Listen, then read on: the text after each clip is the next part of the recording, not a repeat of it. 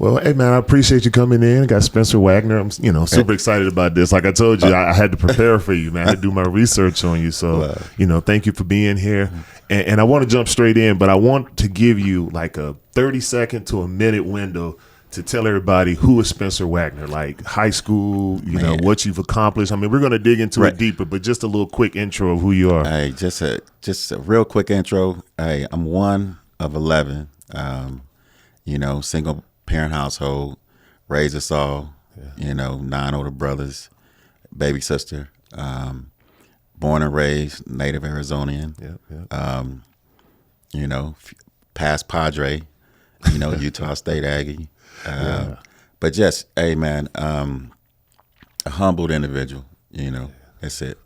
Yeah, but you left out so much stuff though. Like you're really being way too humble, man. Hey. You got to brag about the academic achievements. Hey, man, that's a real story, and I know we'll talk about that. But academics has been something that I shied away from it a lot. Yeah. As I was younger.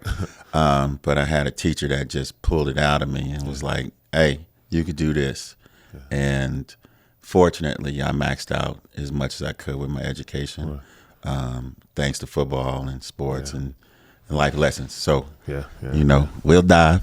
No, So, I just kind of want to just go ahead and dive into it because, like, this is something that I've been just trying to, nail you down about, like constantly calling you, like, hey, man, I really want you to get on here because it's mental health. And I really want to get into that, especially when it comes to, sports. Right. And, what led you when you started playing football?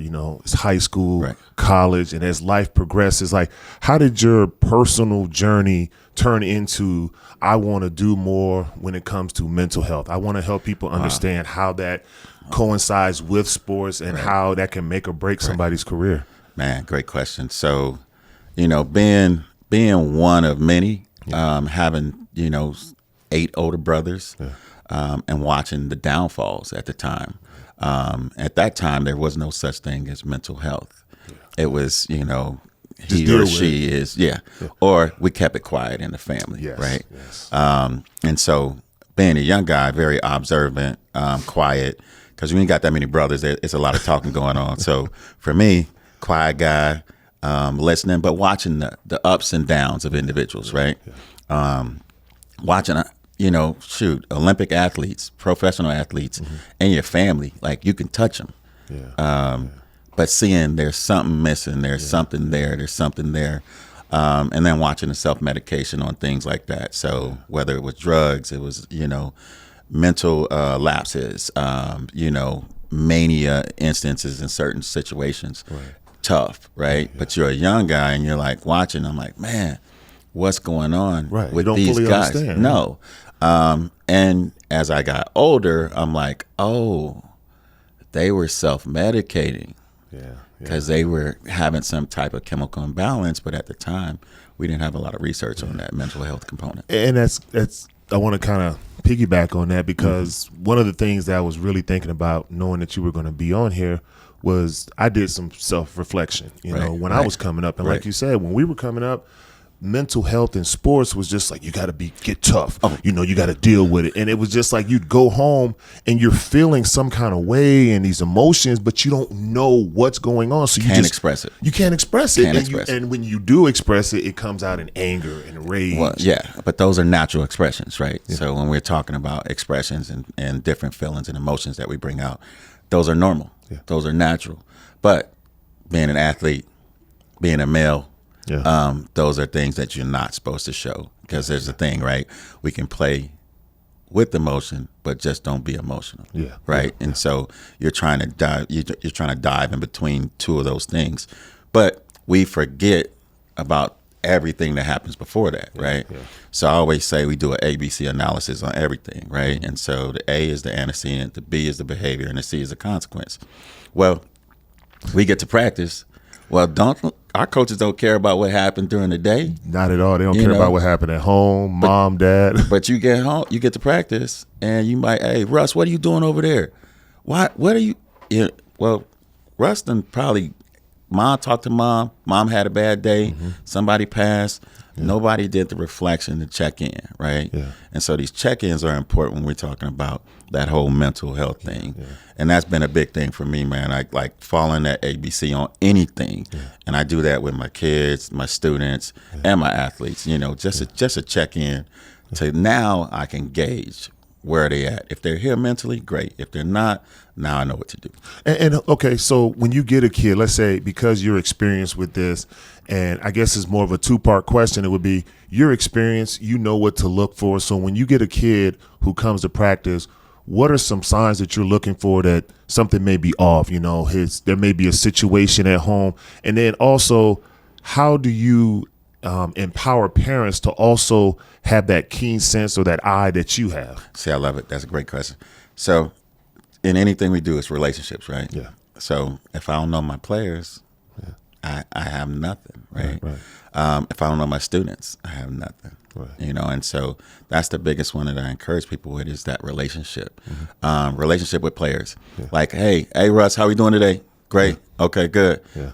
Did I get the great that I needed, or did I get like, kind of it was a shrug? Yeah. All right. So that's a note to self. Check that. We'll double back. Right. Hit Russ up after practice. Big one for me being a coach, and you already understand this. I'm hard. Yeah. Love. Yes. So I do the love sandwich. It's a sandwich, right? Uh-huh. So I'm gonna love you, I'm gonna get on you, and I'm gonna love you. Yeah. And that's the one thing, you know, I learned that, you know, Coach Aguano, shout out to him. Sorry. That's okay. But shout out to Coach Aguano. You know, he was big on, you know, hey, love him, get on him, but finish with some love. Yeah. And that's just a concept that, you know, I've had it, not even knowing. But he put it to words, and it just was something that always stuck with me and reflected with me when working with kids. Yeah. And so for parents, kind of another thing is just touching in, man. I mean, this cell phone is a terror, right? You know, I'm doing some writing on, you know, students in classrooms and cell phones right now. But it's a tough deal, and they have to deal with more than we dealt with in that particular time. So I'm very cautious when I hear people say these kids are soft, and I'm like, hey, man, don't put those shoes on, because those shoes are different, man. They have a lot. Yeah, you know, and it's because of you and because of, like, the way sports is evolving now. Right. I have to find myself, and I've talked to people on here, and it's an evolution. Yes. You know, when we played, it was you had to tough it out. And if somebody was having a bad day, you'd be like, man, get over it. Yeah. And that falls back to that male, macho, you know, persona. Yeah. You have to be tough all the time. Right. And I just remember times in high school, college, where you're feeling emotional. Right. But you've always been made to feel like you're not supposed to feel that way. You push that deep down inside. That's and forgive me for saying this, I apologize. It's like a feminine trait. It was always looked at as, well, you know, women are emotional. Men, you need to be strong all the time. And so you carry stuff through in games, because I remember now looking back on it, what I thought was nerves, it was like a panic attack. Yeah, anxiety all day. Oh my God, your heart is racing, your mind is thinking you're having a heart attack. You think, and you don't want to tell anybody because you're afraid. You don't know who to reach out to. You don't want to be looked at as weak. 100%. So, just think about that, right? So we're talking about when I suppress all those feelings, where are those feelings going to go? They have to come out eventually. They're going to come out, right? They're going to come out, and sometimes we pray that they come out in that game, right? Because it's a game. Yeah. Right, we can come back from that. Yeah. We don't want it to come out in life, right? Yeah. We don't want to be in a car driving, somebody cut us off, we jump out the car, boom, there we go. Yes. Right now, it might be a 15-yard penalty here, maybe something like that. Yeah. So we could say, hey man, what's going on with you? And you can go back and reflect on that film, right? Yeah. But those are options that we want to make sure that they don't set someone up for a serious failure. And again, man, it's about self-regulation too, right? And those are skill sets that we always try and touch on when we're talking about what now, when you say we, who is we? Oh, see, and I refer to myself. Oh, okay. Third person. But as I'm sitting over here talking to us, you know, but just as assessing yourself, and I think that's a big thing, man. You have to sit down and take a hard look into that mirror and see where you are, right? Because that thing's not gonna lie to you, man. You know, so I've So I have this thing, it's a Sanctuary of Men, which is addressing the mental health component. And it was something that I've been working on, writing, building, Right. and I had to take it to real life action. Yeah. Right. Yeah. Had some ups and downs in life right now, and had to put my work to action. Yeah. See if it's real. Right. There's one thing on telling someone how to do something and then going through it, And right? actually go do it. And yeah. when you go through it, okay, okay, that's a tweak. We might need to tweak that. Yeah. Oh, I might need to address that. But being able to face that is a huge one, right?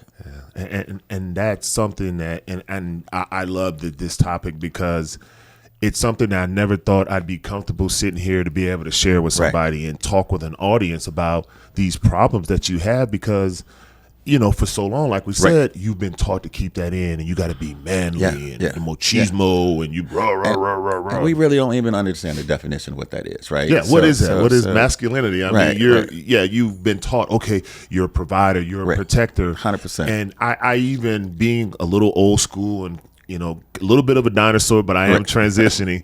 Me and my wife we jokingly argue about, I always say to her, well, I'm a man, nobody wants to hear my problems. I said, imagine if I come home every day, oh, baby, today was so rough. Right. You'd be like, oh my God, are you? And that's the wrong mindset to have. And I had that mindset for me, but I knew as a father, I couldn't allow my kids to be that same way. I needed them to know they could go talk to people. There's people out there that can help you with your problems. Dad may not know everything, but I can push you in the right direction. I could find some answers. Right. And like you said, if I don't know something, give me a minute. Give me a minute. I say, hey, 24 hours, I can figure something out. I'll figure it out. But going back to kind of that concept, right?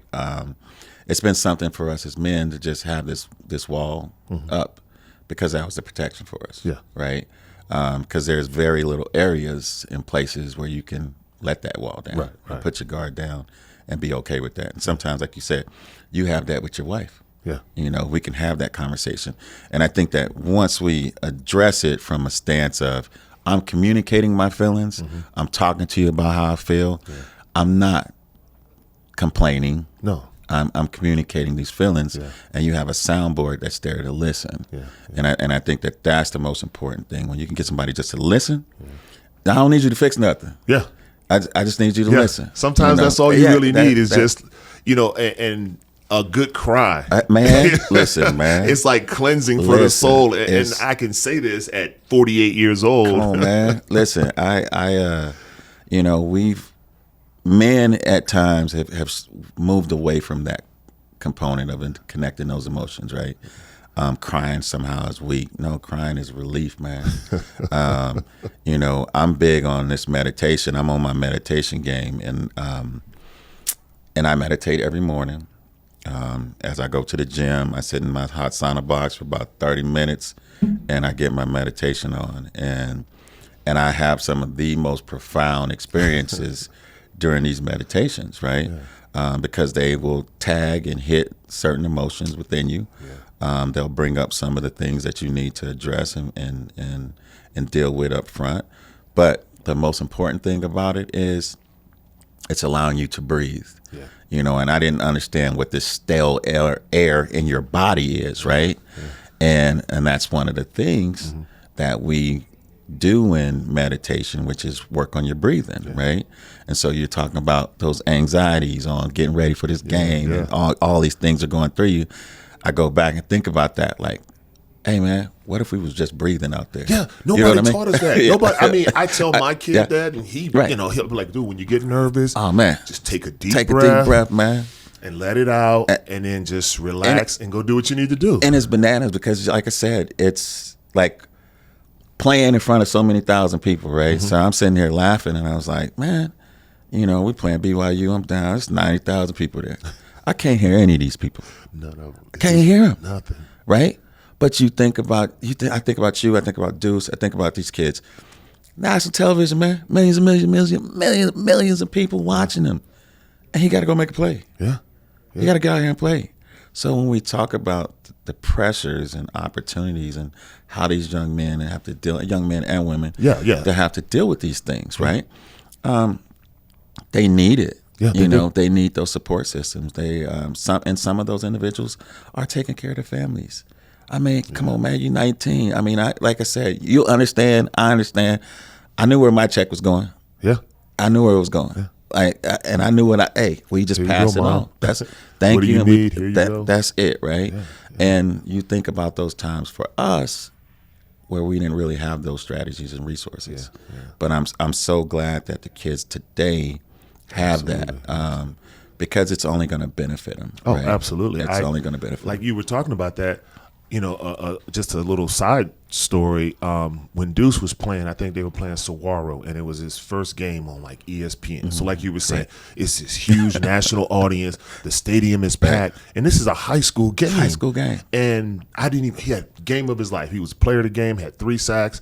And I think just recently, within the last year or so, he's probably freshman going into his sophomore year in college, we talked, and he was that. I was so nervous. I was scared out of my mind. I just was like, I wanted to tell the coach, don't start me. Yeah. Like, I'll play. I'm okay playing. Let me come off the bench. And I'm looking at him, and I'm like, son, from the stands, I would have never known. Never knew it. You were as cool as a cucumber. But it's just how, you know, he's gained knowledge from me because of what I didn't have. So when I learned it, I'm like, hey, these are the things you got to do. Here's how you can control yourself. I love it. But to hear that from him, to open up and say, I was scared. To open up and have a parent imagine that word, right? Yeah. Imagine saying that. I'm scared. I'm afraid. I'm scared. You know, I'm afraid.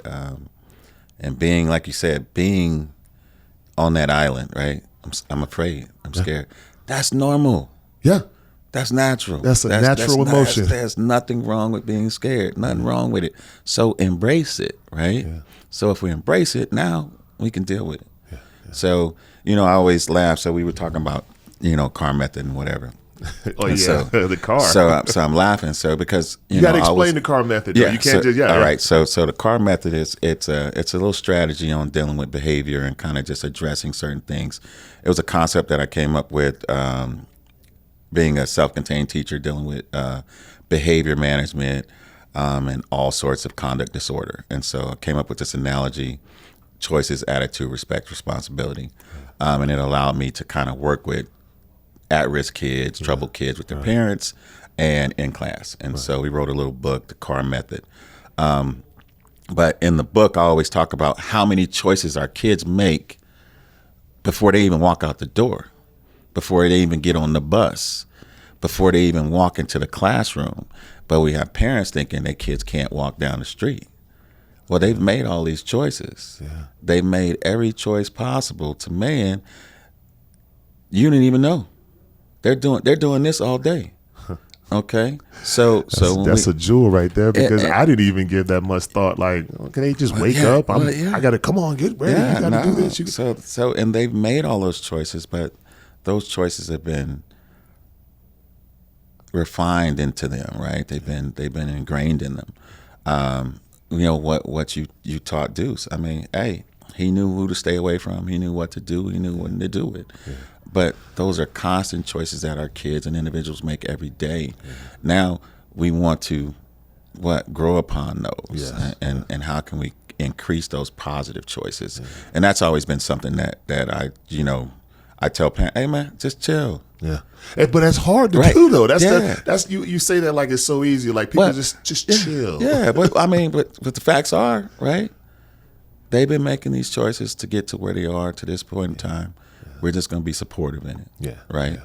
And if they make a bad choice, okay, it is what it is. We can come back from that, and we want to be able to come back from it.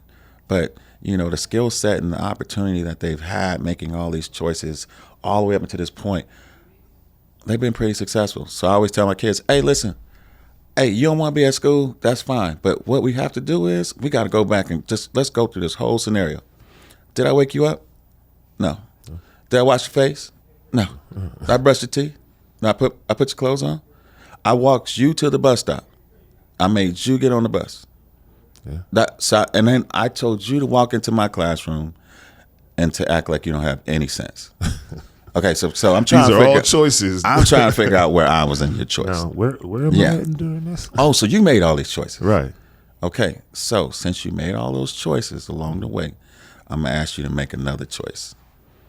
Fall in line, sit down, take your time, get back to me when you're ready.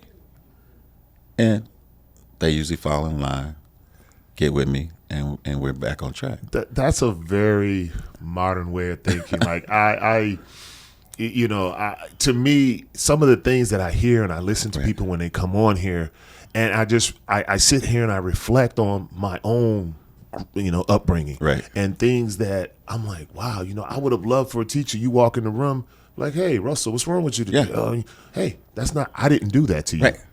You had to make choices. You chose to be here. Right. Now let's choose to behave. 100%. And you're just like, it would give you a moment to kind of, Well, and that's what you want, man. You want that opportunity for them to just gaze, right? So, big one, like I said, hey, choices, attitude, respect, responsibility. Four components. If you can apply that in life, you're pretty much good, right? Yeah. If I make good choices, I have the right attitude, I'm respectful, and I'm responsible, I should pretty much have a successful life, right? Yeah. Doesn't mean you'll be perfect, but that gives you a really good chance. But it's a path, right? Yeah, absolutely. It's something that I can move with. And just kind of checking, like you said, those ABCs are always important, and I tell parents, hey, man, understand, teachers, parents, don't judge the individual on what you're getting immediately. Just take some time. Just take the ABCs through it, right? So because what once my student come in, he slammed the door. I'm like, okay, Russ, what's wrong with you? Man, my mom was young. All right, you know what? Hey, got it. Right. Okay, so don't even worry about this first hour class. You go back there, chill out on the couch. I'll get with you in a minute. I end up finding out, he got into an argument with mom, gets out the car. What do I get to see? I get to see the behavior. Yeah. Now, you don't see what led up to that. No, and if I ignore that, the consequence is not going to be what? It's not going to be fair. Yeah. And consequences are good and bad, right? Yeah. So they're not just all negative, but I want to make sure that the consequence that I'm given is appropriate and fair. Yeah. And so that's that whole ABC game. So, right. So when you're out there and you're talking, I love this, man, right. because it's very different than anything I've had on here, right. but it's all very similar at the same time because it just goes into developing these young men and these young women, right. In their particular sports. Like, how do you deal with adversity? Yeah. How do you deal with somebody takes a cheap shot on you on the field? You can't just lash out. And it's like you said, there's choices, there's consequences. You have to think these things out. And so I just, for the modern parent, right. There's so much available to them to learn and to help their kids grow. And I think that's great because you give these kids an opportunity that I feel like me and you didn't have. Right. So I like what you just said. So we think, I always tell teachers, man, hey, do you remember you used to be this kid? Right. My kids would love that because they swear up and down I'm perfect. Like, you never did anything wrong. That's why I don't get too high or too low with students. I don't get too high or too low with athletes. I just don't get too high or low with life, because the point of it is, man, I'm on top of this earth and I got another day to breathe, right? So I've lost brothers, and they're not coming back. So I respect like that your about my life. real My brothers real too, brothers, not man, like my family members. Yeah. And so when I'm seeing a behavior from a kid, I know that behavior. Because I've exhibited that behavior. Yes. So it's not like something new to me. And it's not something offensive to me. Right? But I know how to deal with it. Yeah. Because I was there. Right. So, but that helps when you've been there. You walked in those shoes. Well, we always tell kids, hey, how you going to tell me about a movie I already seen? Right? I already seen this movie. I like that. I'm trying to help you prevent these potholes. Yeah. Of life. Yeah. So that's the one blessing that Deuce has for you.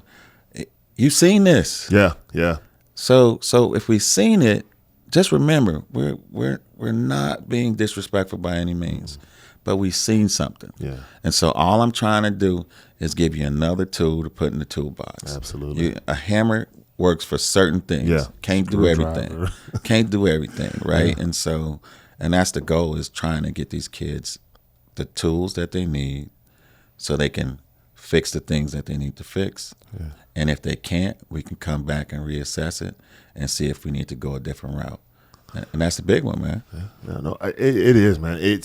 I love it all because it's for me. I'm sitting here and I'm just going on this journey. And when you have kids, it makes you reflect on when I was this age, what was I doing, and how was I feeling during this time. So, not to sit here and say, oh well, every time my kids, had a bad day, I understand. And Dad, no. There are times where I'm like, what are you doing? Why would you do that? And then you have to go back and you have to check yourself. You're like, got to, man. Let me go back out there. And I've had to learn how to go back and say, I was wrong. Yeah. I didn't listen to you. I didn't value your opinion. I didn't value your emotions at the time. I apologize. Well, let's talk about this. 100%. I think as just fathers, former athletes, but just fathers who didn't have the skill sets to communicate emotionally, right? Because we knew, hey, if we come in, we're probably the one that's going to have to deal with the problem, administer whatever consequence or reinforcement that's going to be needed. So we basically coming in as a punisher. We're the hammer. The death warrant's already been signed. It's there. Here passed over to me. Your dad coming in and he's dropping hammers. And for me, that's been a thing for me with my kids. I mean, I don't have all the right questions. I mess up too. But I can admit I messed up. And that's the thing I want my kids to see. Hey man, I've done it. I haven't done everything correctly. No. I'm not perfect. But I do want you to see the bounce back in your dad. Your dad got bounced back, right? And I think that allows our kids to have an opportunity to see that they can do it too. Right. Because like you said, man, we didn't all cut some James and then had to go back and say, hey, I'm sorry, I was off kilter. That was not me. But again, those were the stressors we were dealing with, right? And if you only seen that, so I grew up in a family where my mom yelled. She was a yeller. So everything was yelled. And so I get to college. I remember Coach Patterson's looking at me. He's like, man, what's wrong with you? Hey, when you yelling, I can't hear you. What? Wow. That's deep. You yelling, I can't hear you. Now, you can get on me, but I can't hear you when you yell. Because I'm going to tune you out. I just, it sound like my mom. I had to shut everything down. But he was able to pivot, man. He knew how to talk to me, and he knew how to administer what I needed from him. Was another great defense coordinator I played for, but just amazing man. And that's the thing. Sports allows us to learn how to pivot, learn how to get up, learn how to adjust, adapt. Absolutely. And I think that's another thing that sports allowed me to do in my life, because it saved my life, period. I think it saved a lot of people's lives. Saved my life, literally, because I have friends and classes that I grew up with in elementary school, and I think it's probably 4 of us still around. Wow. All right. No, it's serious, because it's a split-second decision. And when you, as an athlete, and I can speak for me, I know for so long I've been good at what I do, in high school and in college, and then all of a sudden to have an emotion or a feeling or something come over you that you can't control. You don't know what to do with it. You don't know what to do, and you're scared. So what's the first thing you do when you get scared? You lash out, or you shut down. Somebody getting bit. Somebody's going to get bit, and you don't mean to do it, but you've never been taught how to handle that. That is okay. Yeah, you're nervous, you're afraid, but that's okay. That's an emotion. You're playing in front of millions of people, TV, streams, all that stuff. So I know for me, it was learning how to accept the fact that, hey, you can't control everything. There's some things that are out of your control, and that playing sports, but when it comes to your life, you just like, no, I got to control every single aspect. Well, because we got all these plates in the air, right? So I got mortgage, car payment, health insurance, pray that my kids are healthy, I got a spouse, I got a job. So when you start thinking about all those things that are in the air, and that's another thing, so, I'm watching this little clip on Instagram, and it's asking this guy, he say, are you okay? And he says, I'm all right. He said, that man is not all right. He is not all right. I've seen that too. He's dealing with demons and things you cannot imagine. And I think it's kids as well too. Yes, 100%. So our kids are dealing with those same things, and I think that's where I try and make the connection is that we're not that far removed from each other. Yeah. And I think that that's where the sympathy and the empathy needs to come about, you know, and I think we get to those words again, right? Soft, whatever, right? And I'm guilty of that. Well, and I had to check myself on a lot of it because I just started looking, you know, more diving into things. And I'm like, hey, man, what would you do if somebody took your picture and sent that thing across the world and everybody made fun of you? Like, across the world. Yeah. These kids deal with things that we didn't have to worry about. Like, we were joking. We would joke each other, but it was right there. You could deal with it. Circle. But you got somebody across the globe chiming in. Yeah. Yeah. And so when you go and you look at those comments, and it just refreshes me on being like, man, we need to be more conscious with these kids. We need to be more honest with these kids too. But we also need to be honest with ourselves. Right. You know, they're dealing with a lot. And that's why I said they're not soft. No. They're stronger than we give them credit for. Yeah. And they have a skill set that we just do not understand beyond their measure. You know, and just like I said, so when I work with kids and I'm working with adults, nothing changes, Russ. It's the same strategies and concepts. You know, hey, I want you to go for a walk. Like, I want you to really take down this app. I want you to get on and start meditating. I don't care how long it is. I want you to work on your breathing. I want you to go to the gym. You know, I want you to write. So these are all the same strategies and concepts that, hey, what are they doing? They're allowing people to release, right? Yeah. They're allowing individuals, but they're giving them several different ways to get that anxiety, stress, whatever worry out of their bodies. And that's how you do it, right? But I don't, because there shouldn't be something different for this one and that one. They should be the same concept because if it's the same, it makes it a lot easier. Yeah. But I mean, you have to do some tailoring, though. I mean, 100%. Yeah. You know, obviously it's not just a cookie cutter, but it does give you an opportunity to look at it and say, okay, I've dealt with these things, and now I have a book or I have a folder that I can reach into to put something together. And I could pull it in, like you said, there's severities to it, right? There's tiers to this, and so you know, some people have other things that they're dealing with, you know, and those could be diagnosis, they could be different things, but just as a general point, when we're talking about these measures, hey man, these strategies. They work, and they work all the same, you know, for everybody. That's good, man. No, that's good. I was so excited about this, man. I was so glad to get you in here because I knew that this would be something that was going to be deep and it's going to be conversation. It's gonna you know, push some buttons and people are going to react to it, and I love that. But you know, as we start to kind of wrap things up a little bit, like, if you could just leave the parents with something, a bit of information, and say, you know, here is what I found is the best way to help my young athlete, or not even just the athletes, but just to help my child. Like, here is a jewel that I think would really help you. Man, that jewel would actually just being honest, right?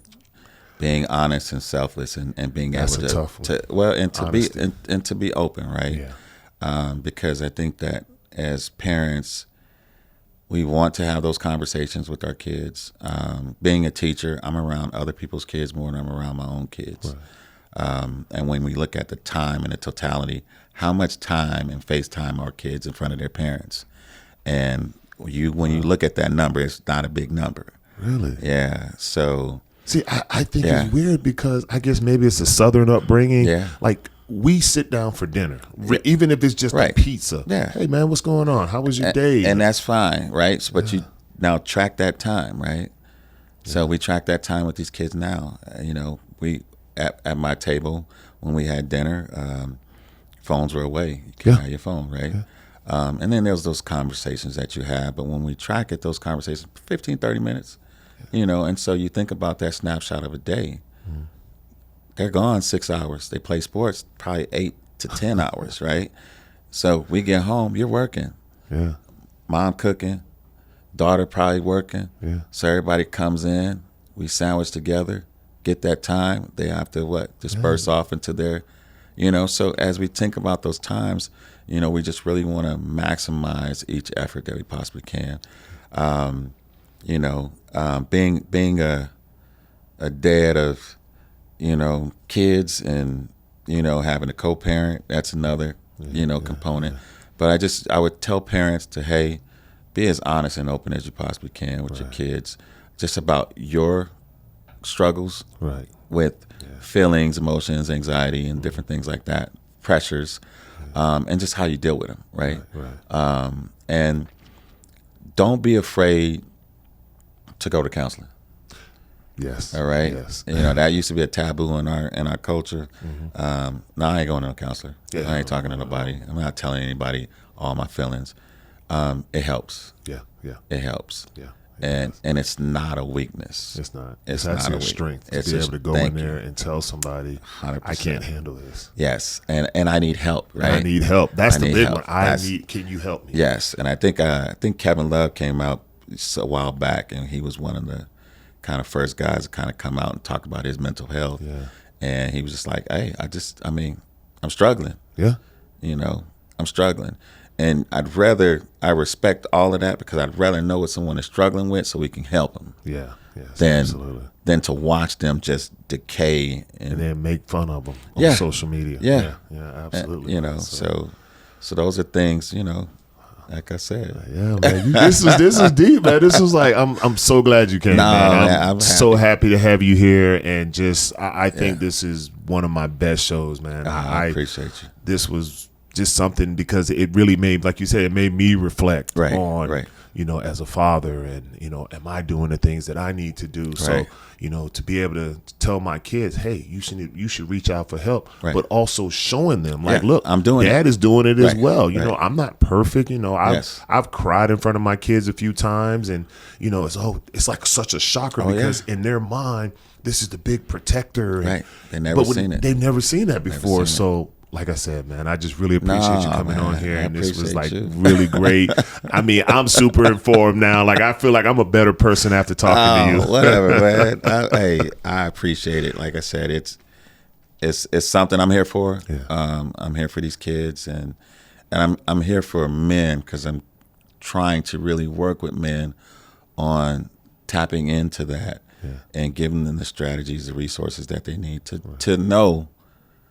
You can have it all day, man. You can have it all day. And it's okay. It's okay. You're going to be okay. So that's good, man. I appreciate it, brother. Thanks for being on here, man. All day. Thanks for tuning in to The Route. Don't forget to subscribe and connect with us on socials for exclusive updates. We'll see you next week.